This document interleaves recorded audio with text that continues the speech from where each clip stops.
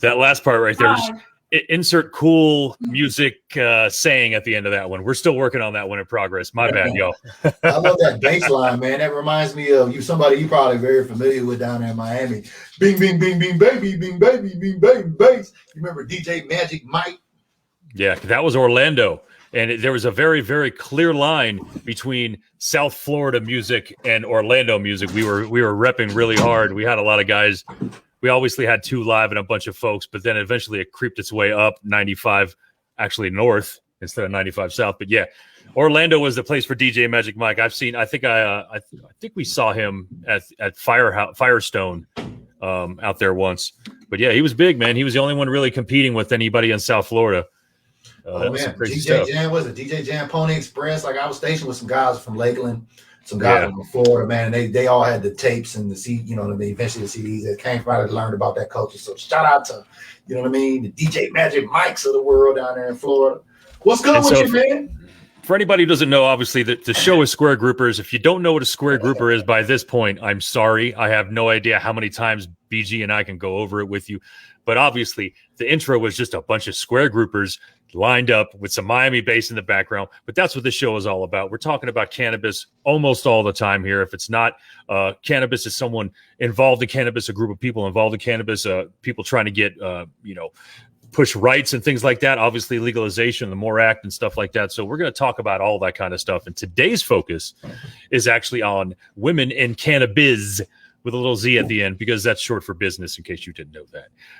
We're going to focus on one person in particular, but it's also Women's History Month. So we've got a couple, 2 birds with 1 stone situation going on right now with ours, because not only do we have a badass person in the cannabis business, she's also a badass female. So we got a couple things lined up for today. But what's going on with you, BG? Man, just chilling. Finally, the weather's gotten nice out here. I know you still got all that snow. You got a heavy snowfall. I was Coffee and Blunts the other day with BG. We had a light snowfall. So for everybody out there that watches snowfall, I don't. But yeah, I know you got a gang of snow down there. It's nice up here, man. It was like 50-some degrees, like getting ready to spark up the grill. You know what I mean? I don't ever worry about it out here in Denver. I'm sure our guest will tell you the same thing. Winter is very small, and it's over. All of a sudden, slides into spring, summer, and then it's all of a sudden everyone's out on the water and having a good time, and then preparing for the cold, which isn't going to last too long. But hey, we got some usual suspects in here today, guys. Let's give a shout out real quick. We got Mike Rock in the house. It looks like you're in what, Mike? Were you on a couple different places here? Yeah, look at that. How'd you do that? That's crazy. Andrew Pace in the house. How's it going, Andrew? Thanks for chilling out with us as always. Juan Mata, what is going on? Sarah Berryhill, of course. Sarah's in the house, man. We got some people Sarah? hanging out with us. Gang over there, like that shirt she got out there. BG, what are you smoking on, man? Are you still dealing with the Gorilla Glue, or what was it? The Black Cat. I was on the Black Cat, but I went back to an old familiar face, the Cedar Creek. But it's a new strain that I hadn't had at, and I'm gonna tell you what, man, because y'all know I'm on them Hemperillos, right? Mm-hmm. I'm on these green OGKs now, but I got the Mango Haze and put it with this orange cake. Yeah, it's about 28%. You know what I mean? It's a hybrid flower. It's kind of dry. Man, it's very, very good with some mango, something citrusy. It's probably one of the best citrusy highs I've had. You know what I mean? You hear folks talk about, developing those tastes like what you talk about over there. Like, I don't understand how you get it, but I get it. That one was very citrusy. You know what I mean? I'll tell you, with me personally, it's the fact that I have a gigantic Italian nose, and I really think that has a lot to do with my good palate. But I'm actually smoking something pretty amazing myself. It's called Dorothy, and it's Purple Mayhem and Death Star. And I think for the first time, I got it for the first time a couple of days ago at my home dispensary, and I don't think I tried it. Or maybe I have, actually. As a matter of fact, I think I did a strain spotlight, but it was just that one time. And so I bought it again to enjoy it as opposed to review it. And it's getting me baked, and I love it. It's amazing. But yeah, I'm loving the Dorothy right now. And again, you know me, BG, it's more of a hybrid indica than anything, but I stick to indica because that's always been my thing. Right. Sarah, I'm glad you said that, because I need to roll something up so I have it ready. But yeah, it's nice to have a change of pace. I was stuck on that Black Cat, man, for a minute, But my dispensary's changed a lot, you know what I mean, too. And so shout out to Northwest Cannabis Connection, man. They got wood floors up in that junk now, you know what I'm saying? We got the glass up, you know what I mean? Like at first it was like looked like a trap spot, you know what I mean? But they invested in here over the last 2 years, you know, we done made it through the Rona, you know what I mean? So shout out Northwest Cannabis Connection, man. They got all the flower in one section, you know what I mean? They're getting some really great strains over there. So, but yeah, we're talking about all things cannabis today, you know what I mean? I appreciate you bringing it up. I'm gonna roll me something up, man. And while we're doing that, why don't we just bring our guest in right now? Ladies and gentlemen, we've got a guest that I've been wanting to get on for a few weeks. I've actually kind of dropped the ball on a couple occasions, but she's also extremely busy, if I'm being honest. So I am so happy that we were able to get her in right now. And let's put our hands together for our very special guest. Welcome, Amanda Haze. Bam! What is going on, Amanda? How you doing? Good, thank you. Thank you so much for having me. I'm super excited to be here. I'm excited over here. Yeah, thank you for getting a little bit of time. I know I had my days mixed up last time I asked you to be on here, and I think I mentioned it was on another day completely, but I'm glad you're here nonetheless. So thanks so much for taking some time out from your busy schedule to hang out with us. Definitely going to make it happen for you. Right on. Appreciate you. We were focusing obviously on Women's History Month right now and focusing today on women in cannabis. And you and I go far back, at least 9-10 years or something like that, when we were hanging out at the same place and, we're hanging out. Matter of fact, we went to that Tenacious D concert, which is one of the most amazing memories I could possibly come up with. Having the ability to get kind of brought over there in that badass limo bus and then drive to Red Rocks and then watch Tenacious D was pretty freaking amazing. I've got a lot of killer memories about that. That was a great show. And any show at Red Rocks always is. So, yeah, that is the truth. So, how long have you actually been in the business? Yeah, so going into my 10th year, and every year has just been absolutely amazing. It's been so fun watching it develop and grow. We saw live resin, wax, everything be created over this last decade. So it's just been awesome. I'm looking forward to seeing what else this industry can do.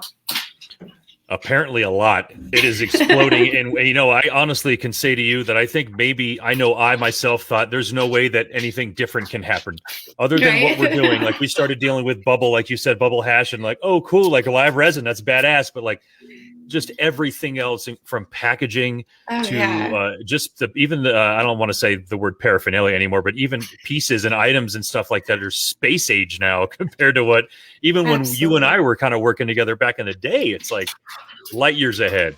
Absolutely. Yeah. The glass world is crazy right now. Those artists are throwing down and really making some beautiful pieces. Well, I know you from a specific place that we're not going to mention. I want to say that right off the bat. So I'm already blanking out in my mind. I have no idea where you work at this point. But what made you actually get into the cannabis industry? I imagine you smoked before you got into the business. Yes, maybe. Absolutely. I think Colorado is pretty open. So when the dispensary started rolling out, definitely caught my eye. I was at a mutual friend's going away party. Saw a guy who was like, I heard you guys in the cannabis industry. What's this about? Are you hiring? And he was like, actually, we are. So I went home that night, sent in my resume, was scheduled for an interview the next day, got hired on the spot. And it was kind of just something that went into motion that kind of just changed my life forever, And I instantly, coming from a Christian school, very conservative family, I called my mom instantly and was like, hey, just to let you know, I'm going to take this job in the cannabis industry. And she was like, wow. What? No. She was just like, call them back right now. Tell them, you can't take this job. You're not going to ruin your life. There's no way you can have this for your career, Oh. And I was like, actually, I'm going to give it a shot, So I was working, at the Cheesecake Factory that I adore.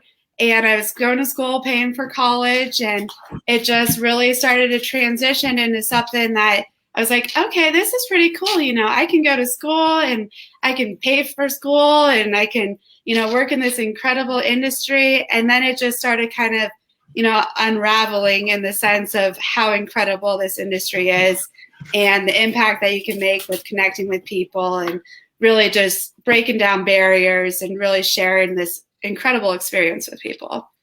So it was definitely kind of a random move, but kind of put everything into motion, and super thankful it did. That's super interesting. I was raised Catholic. My brother was raised Catholic. He works at a dispensary out here, actually. And when I talked to him, I got in a little bit more trouble. Actually, I just got caught more than my brother did, if I'm being honest.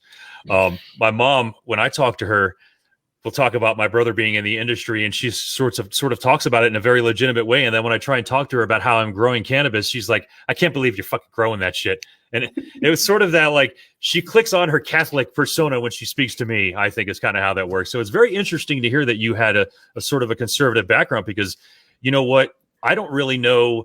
And it's very interesting. I'm going to ask you about some of the hurdles you faced as a female, but someone raised in that bubble, that's a huge hurdle to even get into the business. So, I mean, kudos for that, for even like not being written off for a year or something like that as a backlash for it.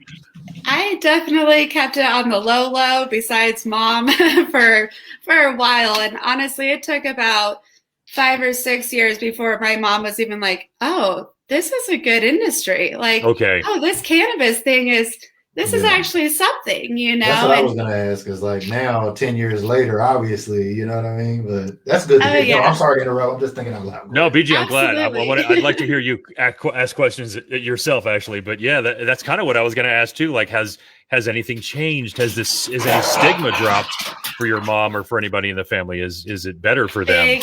Big time. It took probably a couple of years before my mom and dad even came in. And they had hoodies and sunglasses on, and they were like, okay, and then like a couple of years later, next thing my mom's coming in, they don't partake or anything, but, bringing their friends in, and I'm more like, oh, hey, and now my whole family knows, everyone knows. And it's been awesome. They've seen the rewards firsthand, and they've seen, just the impact it's had on my life and the opportunities that it's created, so definitely have changed some perspectives close home. And then also with lots of other people extended throughout my family and friends as well. Were your parents living here, or are they in another state? They do. They live here. It actually turned into even my mom with, who was it? One of our Senator Brewer or Cory Gardner, she was like, she messaged or wrote him a letter, fighting for the cannabis industry. Nice. So, nice. It's definitely something that they were like, okay, what, this might not be as bad as everybody thought it was. That's badass. And I was going to say I think it's probably a little bit harder if maybe they were living in a different state that wasn't cannabis forward, and even 5-10 years down the road to come to that decision or agreement is probably pretty hard. But if you're living in Denver, you almost cannot deny it, because it's not thrown in your face out here. It's just, it's what's weird about it is it's just normal. It's like, absolutely. It's definitely awesome like that. I mean, there's dispensaries on every corner. I remember, I've been up here since 14, and I remember when, they went gangbusters and folks had businesses open that had no business having businesses open. And then the state had to come in and shut them down because it was a clear green rush. Talk about Denver and, Washington or. Yeah, that's absolutely. The truth, man. And especially, I think this year, out of all the years, has been the most impactful, becoming from illegal to essential. So that was really monumental, and it's exciting to see what's going to happen here.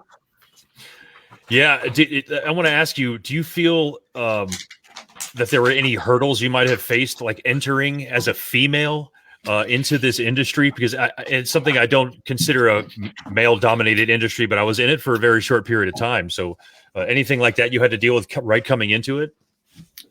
Fortunately, at first I was so young, I didn't even realize, you're just jumping in.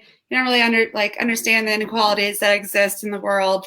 But it's something that right from the get-go, the cannabis industry has been super proud of, is equality as a whole, and they're always making initiatives to be inclusive, and, you know, it's a community for everyone. So luckily for me, I was able to jump in. You see tons of women's groups out there, you know, across the nation, and it's really cool. It's really great to see women coming together, supporting each other in their small businesses or large businesses, and just really working together and supporting each other. Fortunately, you know, it's a great industry to be in if you are a woman. I know that that is not the same in every industry, you know, and I also appreciate all the women who have made it easier for us now, and have, you know, really helped level the playing field. Well, someone, no, but go ahead, Bob. Go ahead, BG. You're good. You're good. With someone like yourself with 10 years in the experience, we got a lot of women that watch our shows that partake, especially Sarah Berryhill. You see her comment there. It says that she, you know, is looking to get into the industry. What advice do you have for young women looking to get into the industry currently? Absolutely. Do it, you know, get involved to just see what's going on. I know there's lots of universities out there, and there's like all these cannabis classes. I mean, DU, I think, even has a program. You know, I hope that one of these schools give me an honorary doctorate one day, but I don't think that, but I don't think that you need that. You know, just see what's going on. I'm familiar with a lot of the states that are going through the process right now, and just do some, you know, start Googling, do some research, see what you want to do. There's lots of different avenues, you know, and women across the board, whether it is in the grow, whether it's in the stores, delivery, vendors, sales, you know, it's just across the board, I've heard good experiences, you know. So I'd say just see what's going on. Most of you, if you already smoke, you probably have a good idea where it's at, you know, or maybe it's just CBD for now. So you want to try to like jump in there. And those are pretty similar industries as well that you can cross over. So I just encourage anyone who's at all interested to do it. And not only for the opportunity that already exists and that's going to be increasing over these next years, but also for the sense of community. You know, it's extremely fulfilling. You get to connect with people that are like-minded from all sorts of different backgrounds. And it's something that is extremely special and unique, I feel like, that the cannabis industry provides. And I feel like a lot of women especially can really be fulfilled with that kind of work. Yeah, I think maybe people who might be watching this episode to sort of hear women's struggles in this industry are probably not going to hear it. And that's sort of the reason why I asked you that, because I remember when I was got into the industry sort of around the same time you did, I never got the feeling, especially where I worked, that color, creed, any that had to do with anything. It really was just sort of like, you need to have like a base level intelligence, hopefully like a base level cannabis intelligence, and then the ability to speak to others. And then after that, you could finally kind of mold you into what we need you to be, specifically based on the store or something like that, which what I thought was wonderful. In my experience, and I'm just going to say this because a lot of people said, why did you even get out of the business? There's a couple of reasons why I got out of it. But for me, I think cannabis is such a reward for me and such a thing of beauty that I think being in the ground floor as a bud tender sort of took a little bit of the magic away when I got home. It was sort of like, all right, what am I going to do now? Like that little nugget that I saw was nothing compared to the pounds I was just filling into eighth bottles for the last 6 hours of the day. So it took a little bit of the magic away from me. Did that ever happen to you? I mean, obviously not. You've been in it 10 years, but was there ever a time where you were like, no, honestly, I feel like I've just jumped in even further and further. Yeah. You know, I just, with the amount of new strains and concentrates and things that are happening. And, you know, I'm definitely someone too who can be a little obsessive in the sense of like what's going on here? What's going on there? I want to know everything about this company. So it's provided a lot for me, but I couldn't agree with you more, Bob, you know, and I tell people that all the time too, like, you know, that can happen. Absolutely. You know, so it's still a job. And the thing is though, cannabis still found a passion for you, just in a different way, you know, and I think that's something that is like really incredible. So it's kind of like, you know, if it's not the first, it doesn't fit right at first, you know, find a different avenue, because if you are passionate about cannabis and you are passionate about being in this community, there's a lot of different avenues. And I think one of the undervalued aspects of this industry is too all the ancillary businesses that have been created. I know so many people that have started their own clothing lines, that stickers, pins, just the list goes on, right? It's great, so there's a great way to get involved, even if maybe like that position isn't for you, Right. That's a great point. Thank you so much. It's actually it's funny when I think I sort of get tunnel vision, and I don't think I even thought to open my blinders to even think about that, other than maybe spinning off something of what I was creating and making sure that cannabis is represented in all of that. But let me ask you this, and this is directly related to knowing you and to knowing where you first started working and things like that.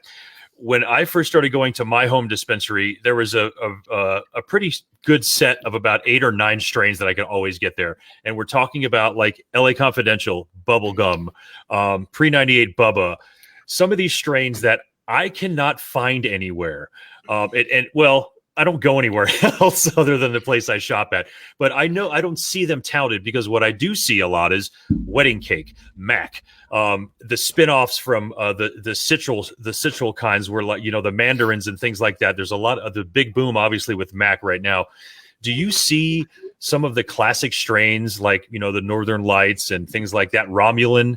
Do you see those disappearing from menu boards now? It really depends on where you're going. But I do know that, like you said, the breeding world is just going ham right now. It's kind of like the glass world. And a lot of people are trying to, get an edge by creating these new strains and crossbreeding and seeing what they can do.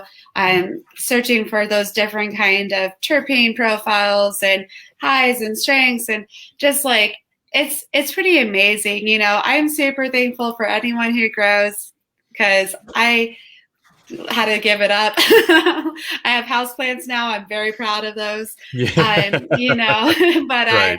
But it's incredible the way people are crossbreeding these plants and the strains that they're coming out with.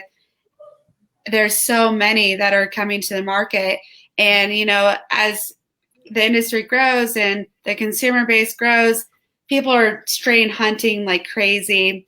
They're obviously getting super hot on social media. You see these cuts come down, and then everybody is trying to get their hands on it. Like, let me ask you this question. I follow hip hop culture and stuff. Like when I initially started, smoking, I'm a retired veteran. I did 23 years in the Navy. So I'm going to ask you some questions centered around veterans. As you can see, I have my hat here in terms of mental health. And when it comes to cannabis medication, because this gentleman here next to me actually helped me get a medical cannabis card in the state of Washington. But I had a question for you in terms of, for veterans, what kind of information can you provide for veterans in legal states in terms of, for the industry and where it's headed? Because, for the barking and everything that I'm doing here, eventually it's expensive for me to medicate with cannabis versus going to the candy man and getting handed some pills. So I choose not to go to the candy man. And until I can get my flower from my doctor, what are some things you're seeing in the veteran realms in terms of this industry right now?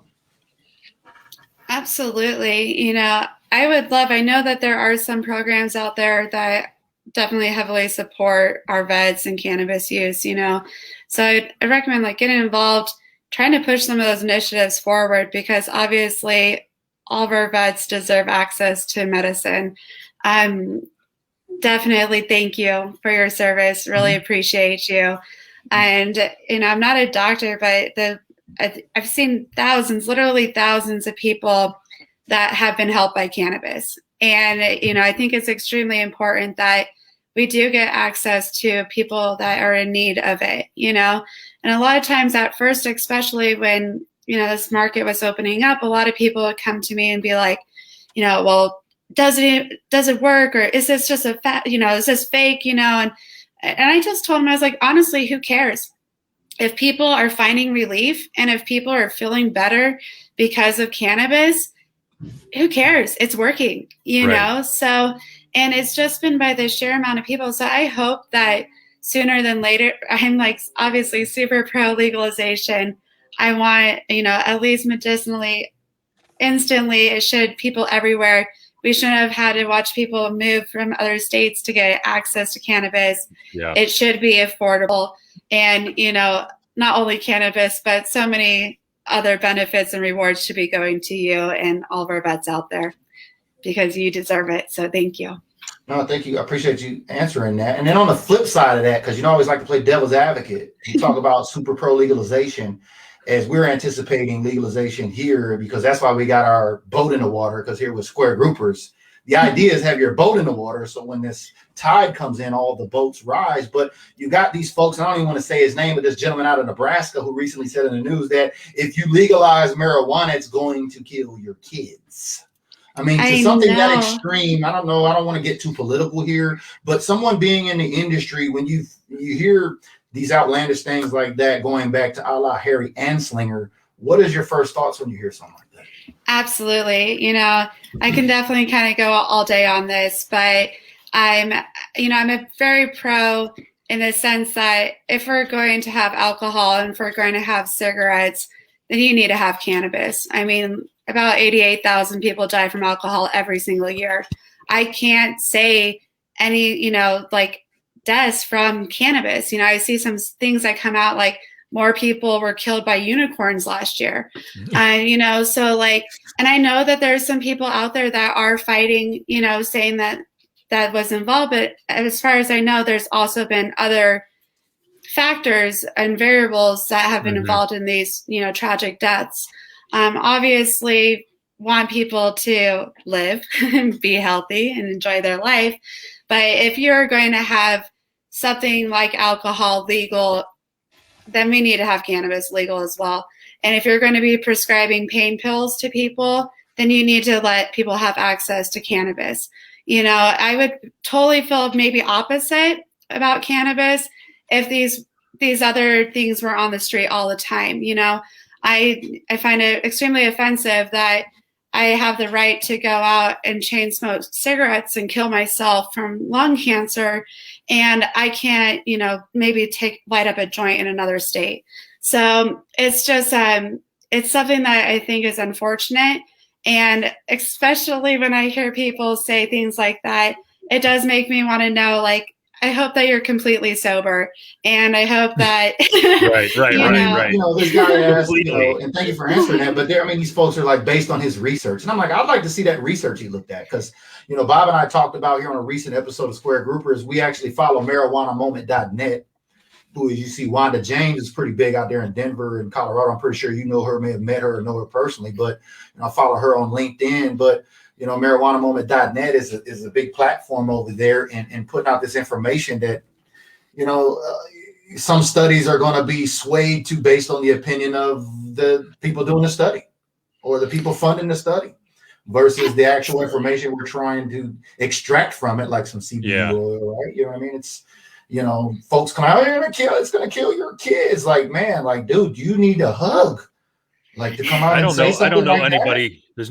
There's no way anybody can believe that right now, except for his neighbor or his wife or something. Man, do you know what I mean? Back to the research. I want to see the dude's research. You know what I mean? So Right. it's easy to make a claim, but let's take a look at the facts. What we did here at marijuanamoment.net when we pulled that up. Remember when we went through that, Bob? Yeah. That's weird. And again, I think it's attached to definitely an old way of thinking. That guy's not 20 years old, so it's an old way of thinking probably passed down to him. But that's horrible. I mean, obviously, as a cannabis enthusiast and someone who loves it, it's hard to believe living out here to hear something like that, because it couldn't live out here. Well, it's Nebraska. Yeah. Okay. All right. Well, then they prefer corn up there. I was going to say, and that's all that needs to be said. Yeah, that's not very forward out there. Farming wars or nah. You know what I mean? I heard you had told me recently, Ashley, that you had gotten a promotion. So congratulations on that. Do you know other women?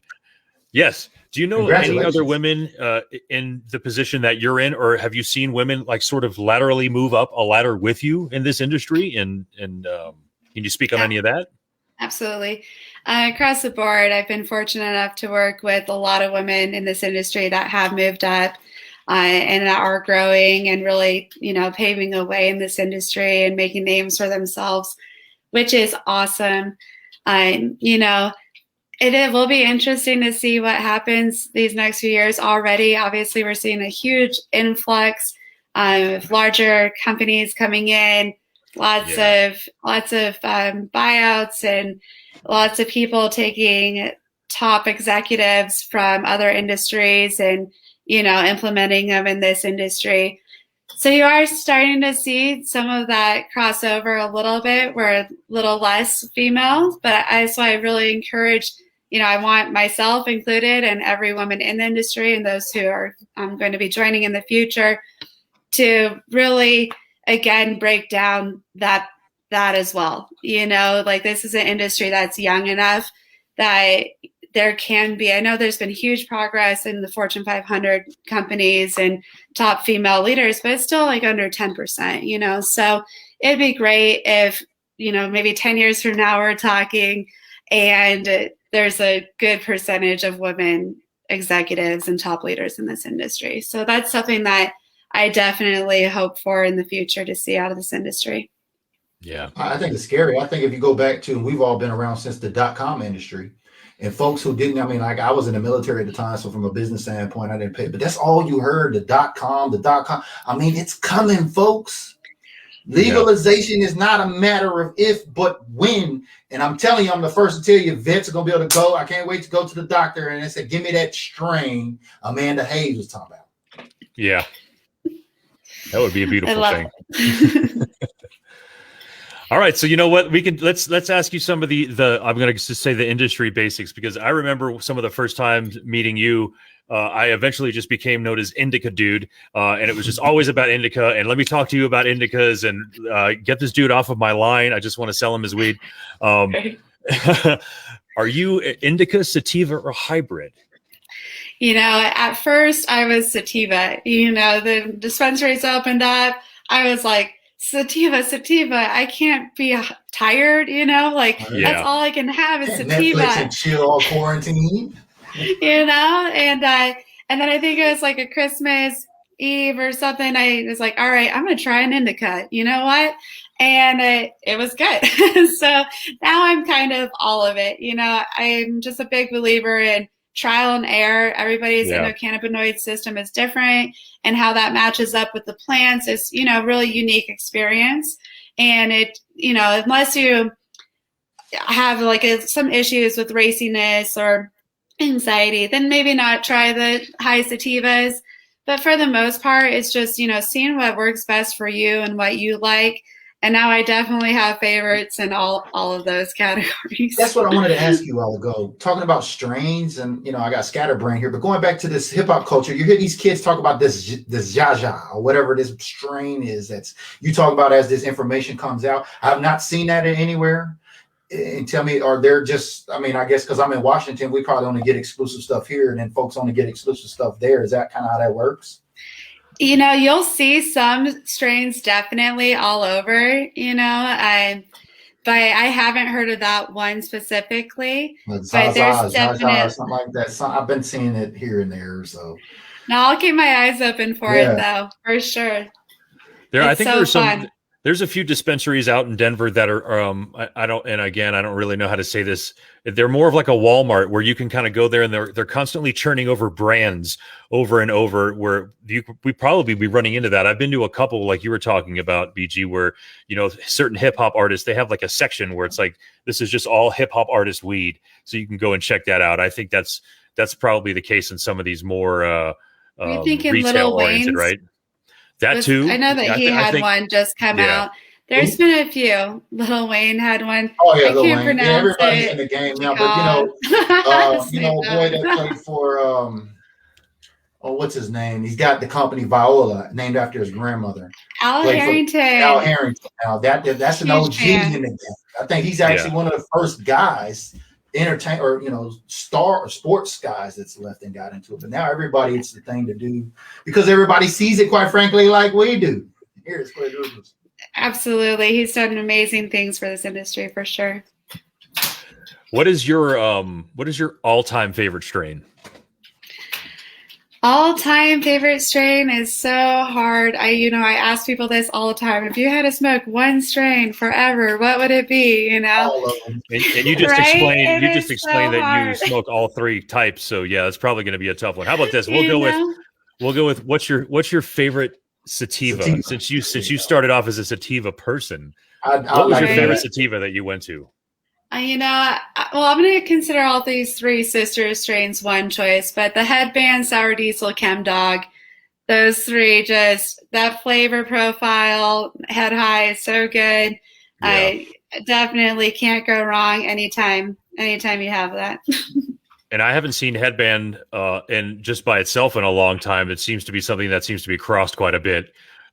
With great success. Purple Headband I've seen a couple times. There's been a few where I think you're right on the sativa side. That's I definitely have more of a sensitivity to sativa, but lately I've been getting super hybrid. Mac has been my favorite. I've been smoking Mac like nuts, and it, like you said, it's sort of like when you realize that you couldn't be tired well. All the time. It is delicious, It sounds like mac and cheese, Mac. What do you remember? It's like they have that now too. There is a mac and cheese. Yeah. Well, the original Mac is what is it? Alien cookies. What is it? What's that called? Miracle Alien Cookies. There you go. Okay. Yeah, I think it's about four or five, 3 or 4 strains all involved in that, right? Oh, it's beautiful. Yeah. Wow, purple. So we've got a couple people. Listen, in the comment section, real quick, if you want, go ahead and throw up some questions that you want me to go ahead and ask Amanda. I can go ahead and throw them on the screen because I've seen a couple people sort of asking in there. But right now, I'll give you guys a few minutes to go ahead and throw some questions if you had any questions. BG, did you had something you were promoting that you had going on right now? Actually, it's St. Patty's Day today, so I see you got your green on. What kind of green shirt is that you got on over there, Bob? I think you might. You think you might have known that. Is Amanda Haze? Her last name is Green, though. She good. Just a little green. Yeah, I know me. I like to get my T-shirt at Spencer's, and I found a couple of rolling trays over there that say weed on there. So for the folks that's watching on the BDG page, well, I don't think we're on the BDG page. We're on your YouTube channel. So folks that share, I might have gone YouTube, there. I don't know, but we'll go for the YouTube today because I promoted all your YouTube stuff today. So the YouTube watchers today, if you're on YouTube like Simon, Bobby, those folks over there, share this video. We got a couple of trays we want to give away to help promote this on St. Patrick's Day. So if you ain't got green on, shame on you because we all smoke here. You should have green every day. So I forgot where that's from, but yeah, everybody's Irish today is what the quote is. So just enjoy that. Everyone's got a little bit of Irish anyway. Do you know what I mean? Like, let's just be real about that. You said like I'm Irish, like you said. You know what I mean? Right, I love that. Irish. So let's see if we have a couple of questions here. Mike Rock. So I smoke CBD low THC flower, and I'm a driver for a living and get tested for anything. I was wondering how close are they to coming to something to test you? Like, how can they test you on alcohol to see how much is in your system to prove that you weren't driving high? That I think I know what you're trying to say there. Amanda, definitely take this one because I think this has been something in Denver and Colorado. The measurement of cannabis in your system has been sort of a point of contention between everyone right now. A lot of people will say that's one of the holdups is the testing and how, legit that can be. But they've made huge progress on it. I know that they have like a saliva test out there now.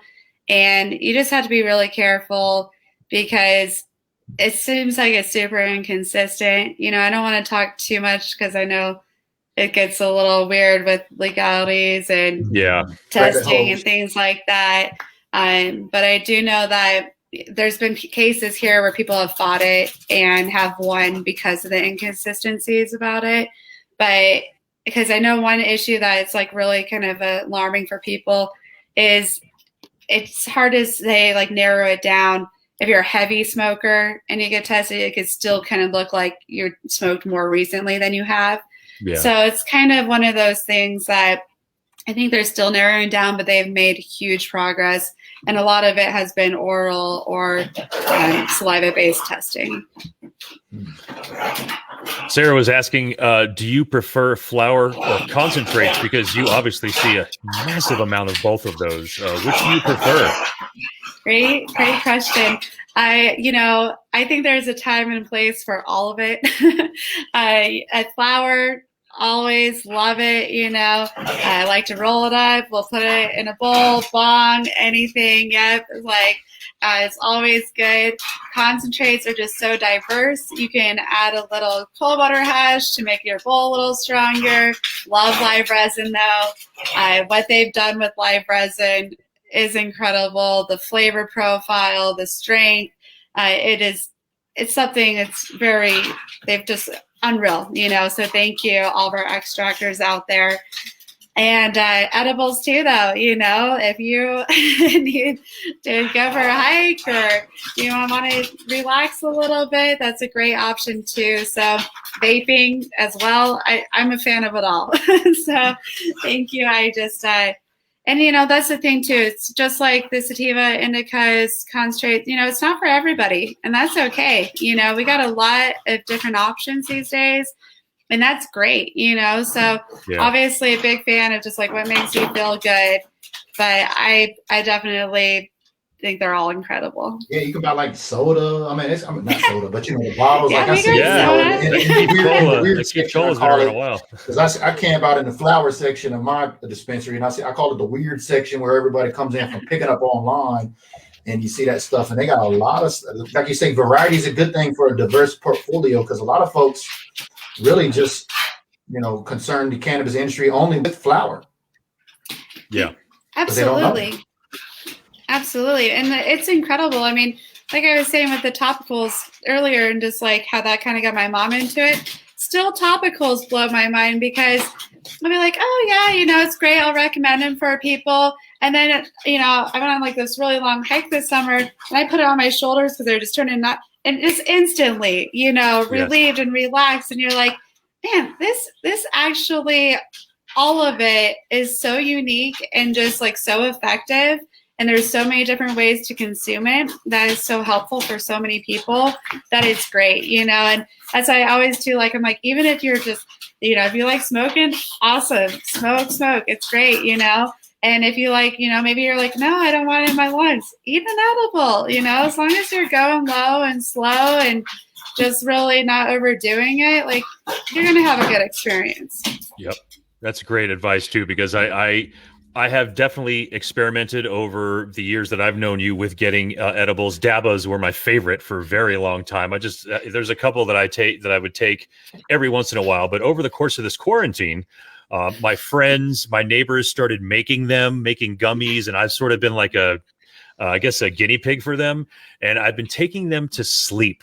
It's one of those things where I don't know if the feeling that I get and the heavy feeling I want to feel when I'm awake, but it makes me sleep so well. I burn through 8 hours on my back or whatever position I was in, and it's not like I wake up and it hammers me. It just gives me that extra little push to say, just chill, because there is a weighted feeling, I think, on the edibles. Absolutely. Edibles are great. I always recommend like hydrating too before you eat them, but it's incredible what they're coming out with, so not only have edibles been effective for people sleeping for the last 10 years, but now they're extracting like CBN and adding that to edibles, CBG. Chiba just came out with the trifecta, and it's like, you're like, what? Okay, hold on. Like, we've known that these other cannabinoids have existed in the plant, but now they're really extracting them and putting them together to really focus. Wild has the CBN gummy, and it's not necessarily made to like make you fall asleep, but to even help you stay asleep. And you're like, that's like a whole nother level, and I know a lot of people obviously have struggled with sleep issues, and a lot of people too have been just prescribed and have tried a lot of different avenues.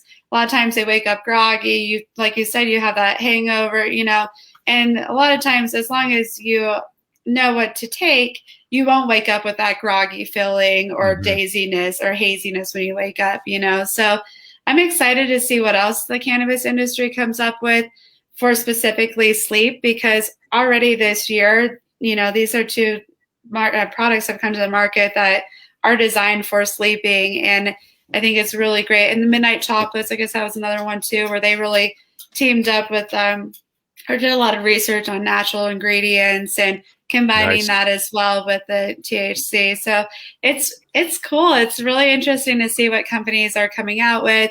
And I mean, already I think we've touched on so many different areas that cannabis can help, improve your life, which is great. That's the truth. We definitely have. And I'm glad that you brought those Chiba Chews up, because I actually had a geek moment, I think a week or 2 weeks ago, where my brother had given me the trifecta and then the other one. There was a CBN and a CBG one, you said, right? And I guess they're supposed to be used in tandem, obviously, like for business reasons. I'm sure they are. But regardless, I took one of them, was the original like sort of Tootsie Roll flavored one.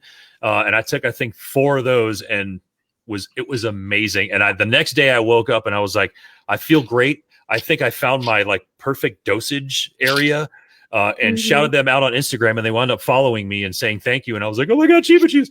But those are definitely one of the amazing products when you're able to get a regulated, consistent dosage. Obviously, unlike maybe my neighbor or a friend who's just sort of like guessing on the process or something like that, the exactitude really, really helps you get into a routine with the edibles. You find that to be true?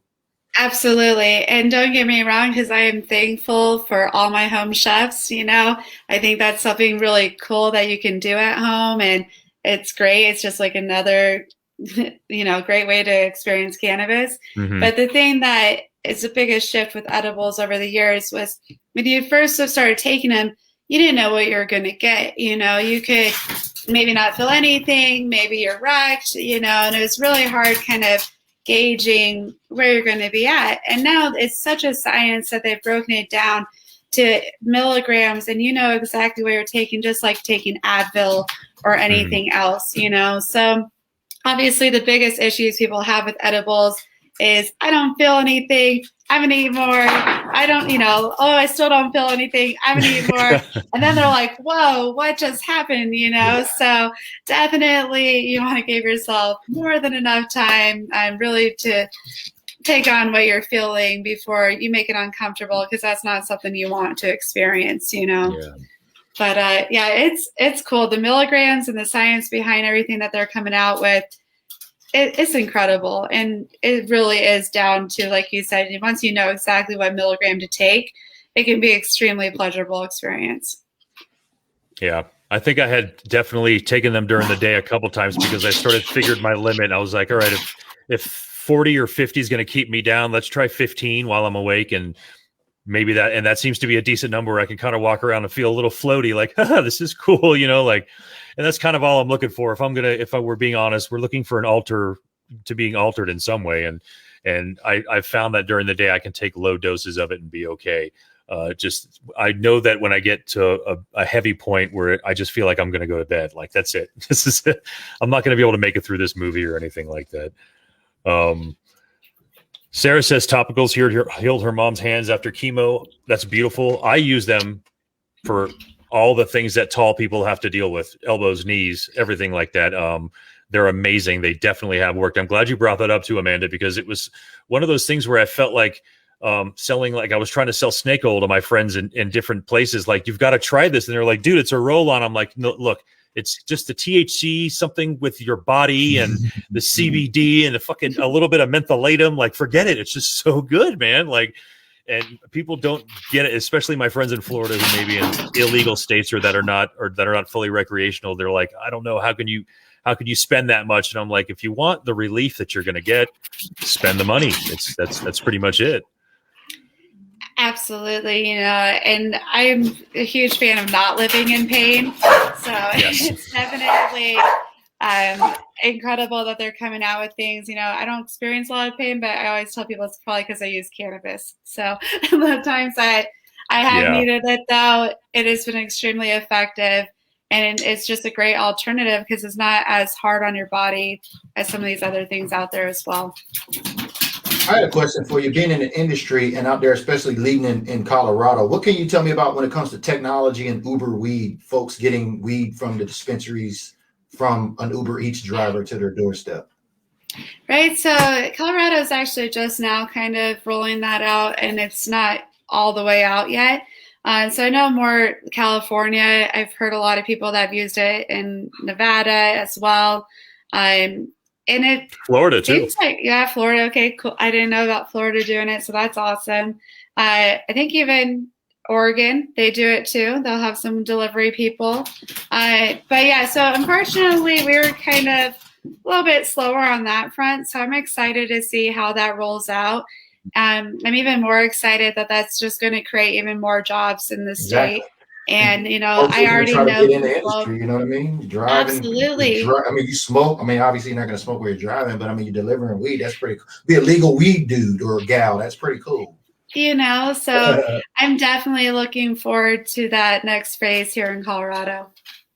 Okay. Yeah, I was actually very surprised when my friend Ken Man, actually, BG, told me that he just a few days ago hooked up with a delivery service that was that for one new dispensary, and he says that it's just amazing cannabis, and I was like, that's beautiful.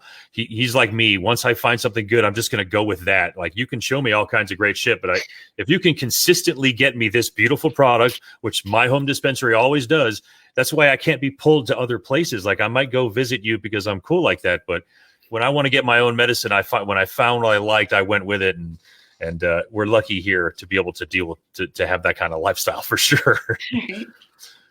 I've do you know what the limit is right now? Are we still at a 3 flowering limit for anybody outside of the industry in Colorado? No, so anyone can get up to an ounce, and it's I meant growing. Oh, yeah, sorry. I think most of it depends on each city, but I think Lakewood is a little bit higher. I think most of the places is 6, and I feel like Lakewood is 12. But again, always check it out before you decide to grow. I was actually happy Lakewood just became recreational too. Like, I voted on that. This is the first year I ever voted in my life, and I remember saying to myself, oh shit, I can vote on stuff that has nothing to do with the president too.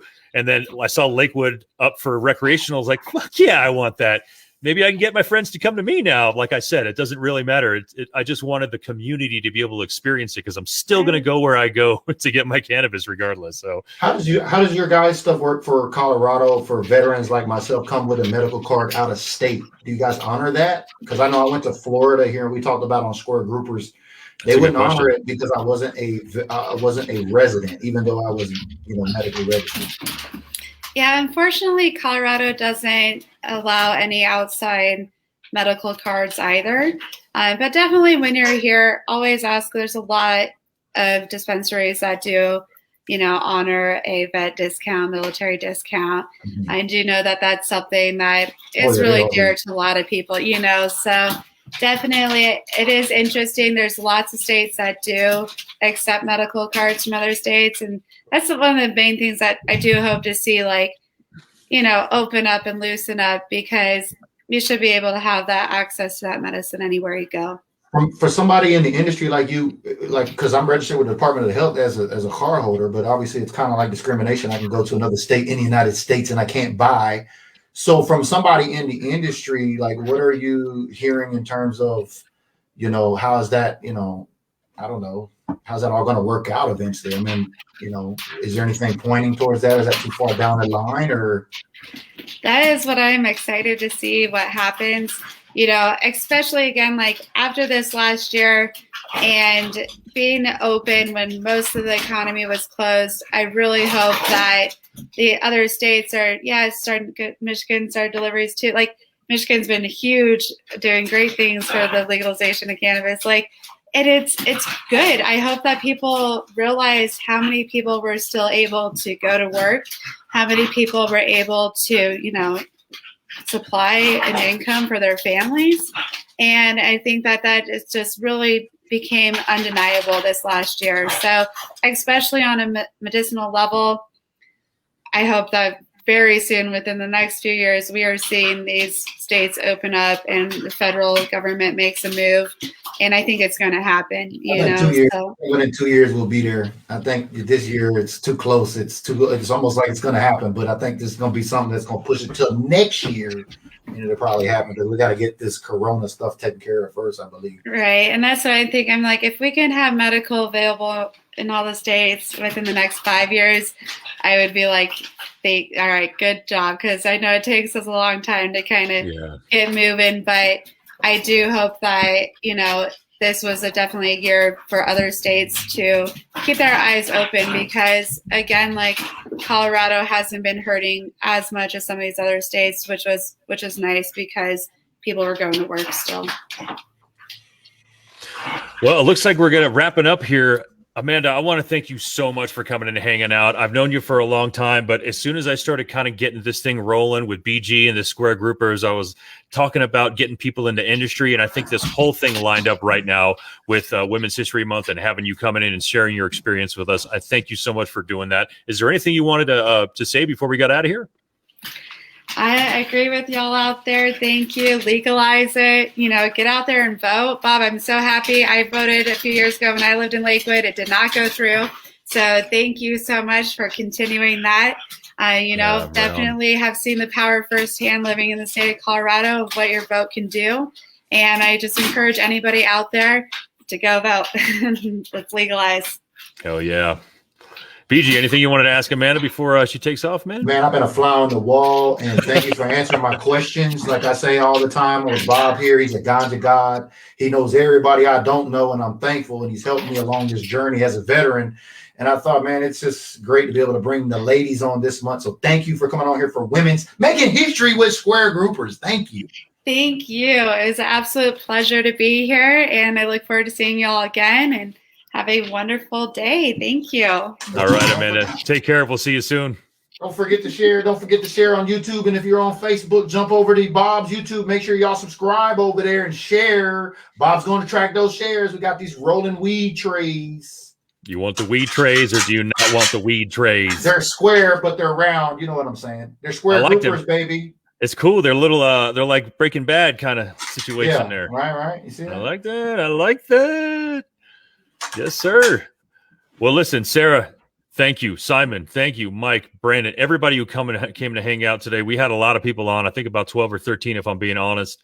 I think it was a wonderful show. It was good to have Amanda come in here and say what she said. I kind of always knew that it wasn't necessarily a discriminatory environment in cannabis because we all know cannabis was a culture before it became a business, and the cannabis culture was never anti-woman ever. It was very pro-woman, if I'm being honest. I think we all know that. So I think the beautiful thing about that was that women are able to parlay that love of the culture into a business and actually thrive in it, which it's pretty amazing.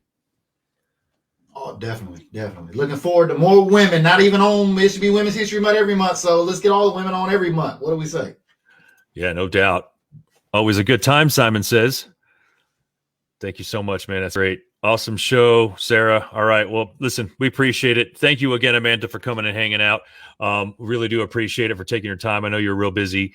And I think we're going to call it. We got it just under where we needed to be right now. So we're going to take off, ladies and gentlemen. Thank you so much. Have a good night, and we'll see you next week on Square Groupers.